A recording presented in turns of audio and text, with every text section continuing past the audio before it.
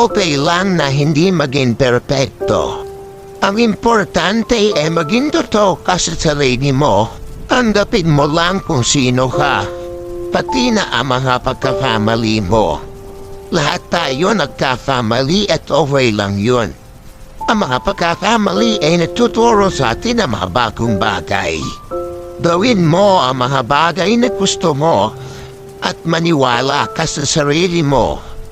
Huwag mo hayaan sabihin ng iba kung ano ang dapat mong gawin. Ikaw ang may alam kung ano ang tama para sa iyo. Huwag kang matakot sa mga problema. Tayo may mga problema, pero kaya nating lampasan yun. Pagpakatatag ka at huwag kang susuko.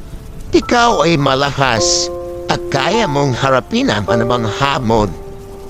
Basta maging totoo ka sa sarili mo at maging matapang, kaya mo yan.